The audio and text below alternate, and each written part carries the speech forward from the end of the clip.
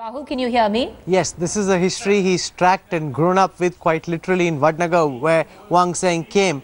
It's a big moment. It's a big moment, Preeti. I hear you fine. Do you hear me, Preeti? I hear you. Oh, go ahead, yeah. I hear you, Preeti. Do you hear me?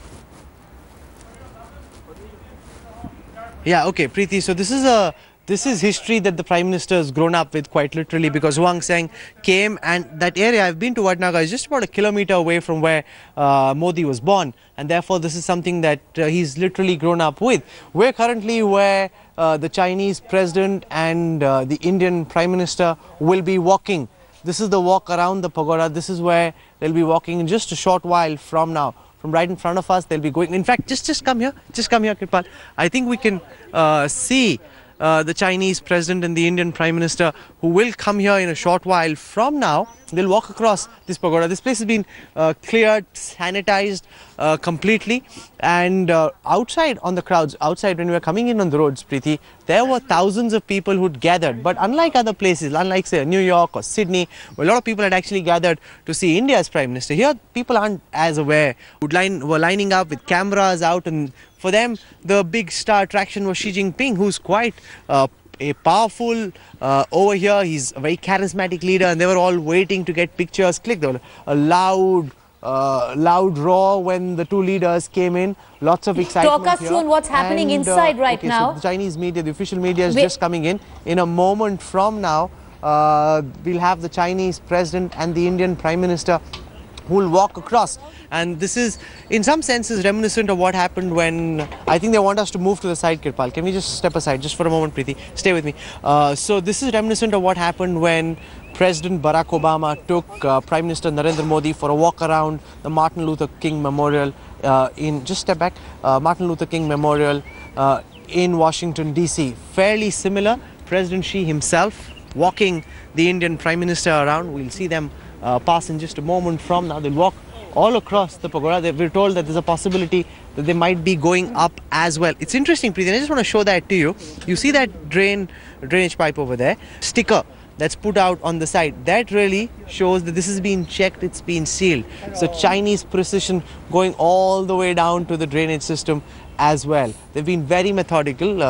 Some of the local correspondents who come here often say they've never seen it so empty, so clean. And I want to focus for a moment with the, so we've got pictures now of the Indian Prime Minister inside the pagoda with the Chinese President. And you've been inside, Anand, on several occasions. Wang Seng is someone the Prime Minister has literally grown up hearing stories about, given the fact that he spent as much time as he did in the Prime Minister's native village. No, absolutely. I think these are the kind of common connections they're trying to draw as they spend the next 4 or 5 hours together. So this is the part 2 of the Sabarmati River waterfront, a closed talk that they had. I think she's gone out of the way. In fact, in his opening remarks to Modi, he actually went as far as saying, this is the first time that I have treated and shown this hospitality. The President put out some comments that Saibal was talking about, right, where the President said for the first time that this is the first time he's meeting someone outside.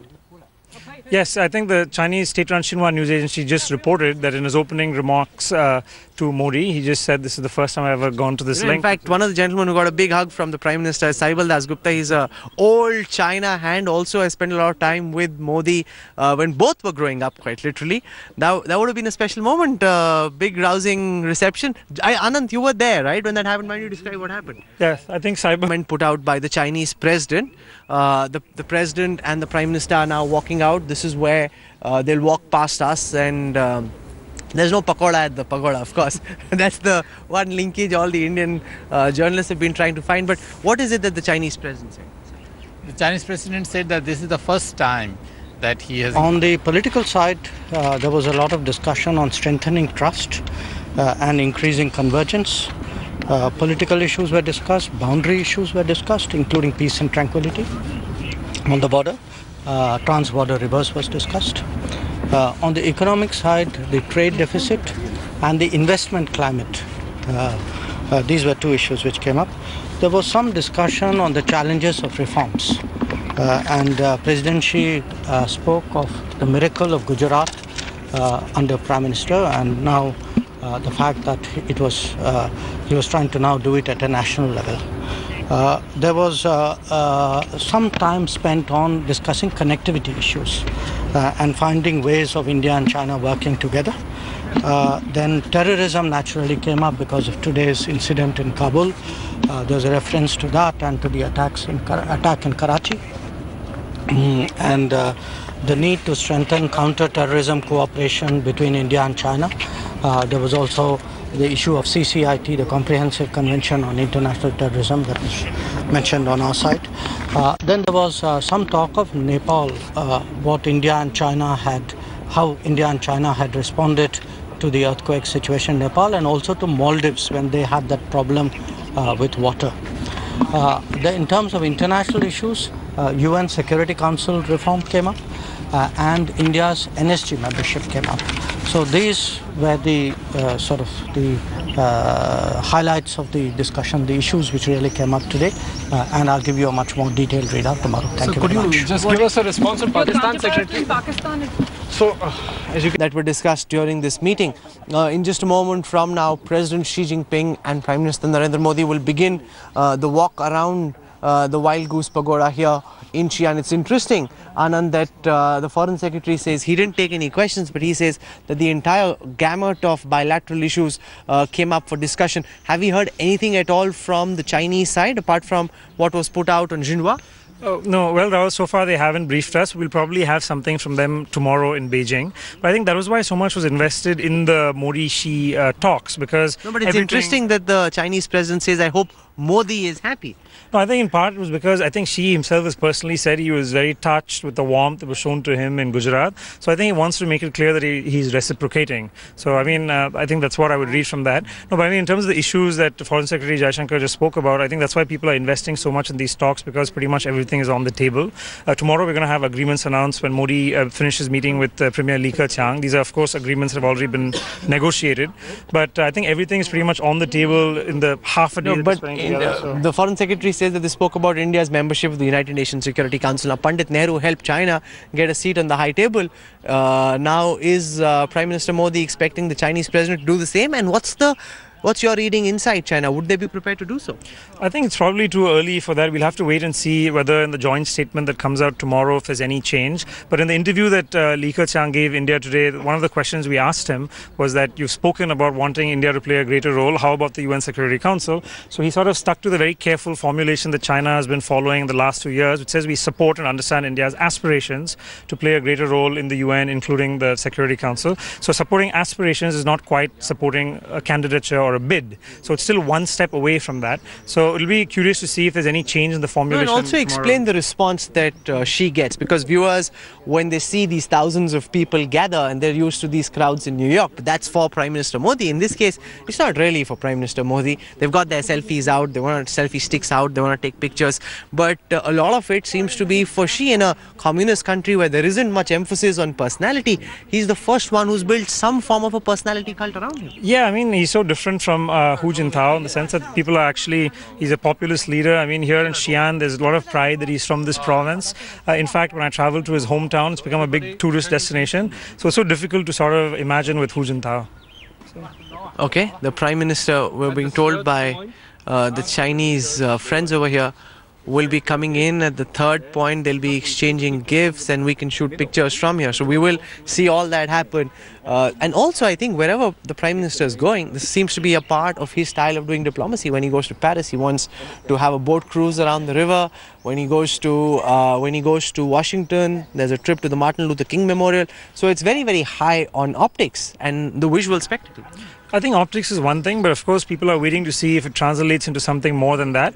And I believe that I wouldn't dismiss out of hand what he's doing with Xi Jinping as just optics in front of a pagoda, as some cynics have said. Because I think the India-China relationship, there's so many issues that are so difficult and have come to the stage where you need strong political will. So I mean, if Modi and Xi are able to spend time together and understand each other, I wouldn't dismiss this out of hand as just being, you know, let's take the issue of e-visas, for example, where the Ministry of External Affairs has been pushing for e-visas to be given to Chinese tourists. The intelligence agencies in India holding back on it, saying that that's a security threat. The MEA replying saying that, you know, even if somebody is interested in doing something which is nefarious, nefarious, he wouldn't take an official visa to do so. There's a million ways of being able to cross over to get done whatever it is that you wish to do. And that again requires political will. Then, because the ball is in Modi's court, can he ask the cynics to just step back and go ahead and issue the e-visas? Because there's so many Chinese tourists who flock the world over, very few of them come to India.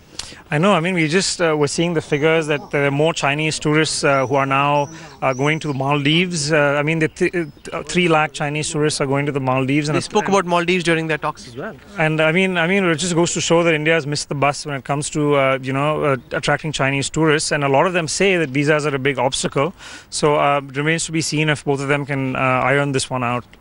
But the reality is that most of these decisions when it comes to China have so far been taken by people in the security complex.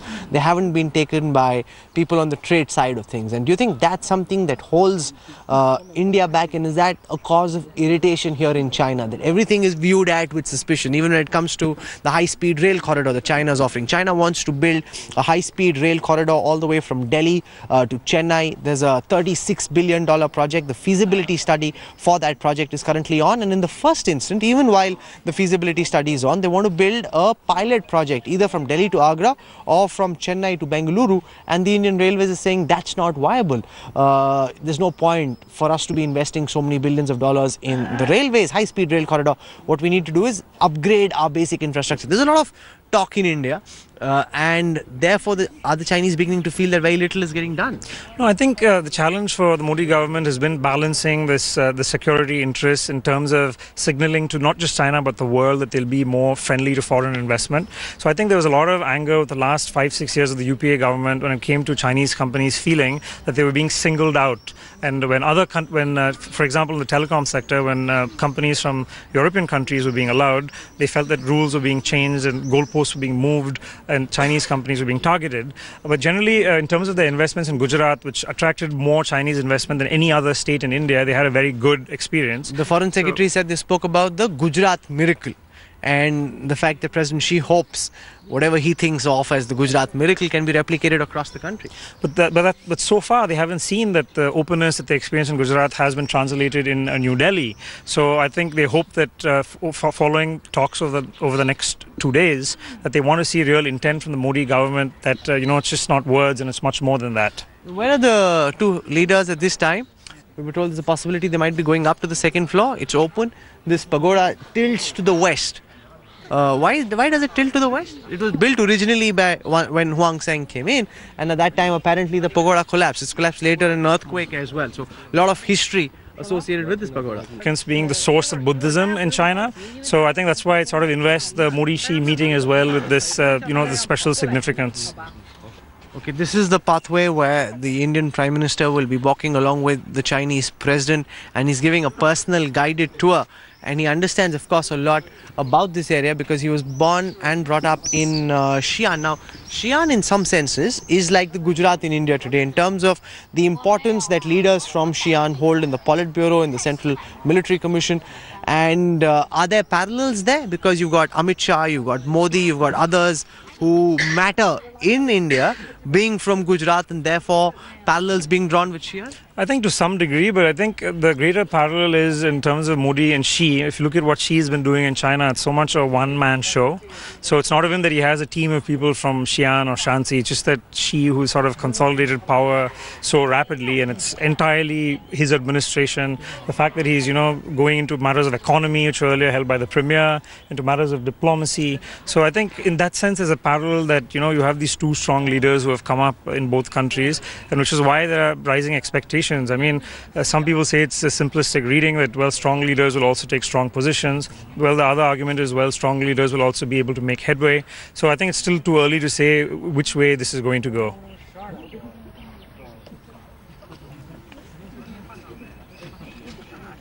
Okay, so I just want to take you back to our studios. We're expecting the... Okay, once again, oh, there it is. There is Prime Minister Modi along with the Chinese President, and they're waving out. Just now they've got some Buddhist monks with them, and it is quite interesting that the Chinese President is showing the Indian Prime Minister all around this place. Kirpal, I hope you have a good shot. You got a lady coming just in the middle of our shot. Just give us a moment to try and get our bearings right. The Indian Prime Minister, of course, beaming. He's just very happy. He loves this, and he's taken Anand to diplomacy like a fish takes to water. The fact I was with him in Australia, he had this great bonhomie that he'd been able to develop with the Australian Prime Minister there. Are we seeing something similar? Saibal, what's your reading? Do you think, what kind of an equation do you think Modi and Xi have been able to form so far? Both of them have certain similarities. In October 2013, when they first met, she said that both of us have toiled up our lives. So there is a certain similarity, and they are able to talk to each other, and both of them think that they have inherited a government which needs decisiveness, and they are basically popular. Do you think personal contacts between two strong leaders can make a difference in pushing this relationship forward, or do you think the bureaucracies are so entrenched on both sides that that's almost impossible to achieve? It may have been theory yesterday, but with the Silk Road plan and Xi's obsession for the Silk Road plan, it is very clear that relationship between individuals is more important at this point than all the bureaucratic trappings. You know, what China is also trying to do is re-engineer the Asian world with the Asian Investment Bank, with the maritime Silk Route, with the Silk Route that they're trying to revive. And incidentally, the traditional Silk Route actually starts off, Anand, from Xi'an. Xi'an is the originating point of the historic Silk Route.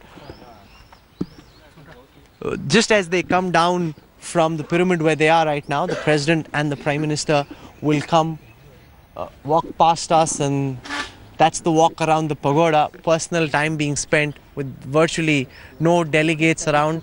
Diplomacy being played itself out here in Xi'an. Very interesting, the fact that this is something that's becoming a hallmark and a signature of the Prime Minister's style of bonding with world leaders and of trying to get things done. And he's making it a hallmark wherever it is that he goes. I wish I could speak to some of these Chinese journalists and find out their reflections and their thoughts. So that's something that isn't going to happen. But it's interesting that they don't stop us. You know, you can put out a camera, you can shoot. They're not as fussy about allowing people to shoot as they were earlier. They were earlier far more finicky than now. Yeah, I think we can just see them now. We can see them come now. We just allow Kirpal to take the best position. In a moment from now, they'll emerge from behind the trees, and you will see this walk starting, the walk around the pagoda. Do you want to go down, Kirpal? Just take your camera out the other side. The security officials coming in first, the Prime Minister following along with the Chinese President, being given a personal guided tour of the Wild Goose Pagoda, a pagoda which has a very interesting backstory. The story goes that apparently a group of Buddhist monks were sitting where this pagoda stands today, and on that evening they had no food, they had no non-vegetarian food, and they prayed to Lord Buddha saying, give us some food. And that's when a group of wild geese was flying overhead, and that group died. They just fell flat right there, and the monks were so hurt by what happened that they then turned vegetarian and never had non-vegetarian again. And that's where this pagoda has come up. Now you see the Indian Prime Minister emerge in our picture in just a moment from now. He's being guided by the head priest of this temple. He's accompanied by the Chinese President Xi Jinping. Namaste, sir.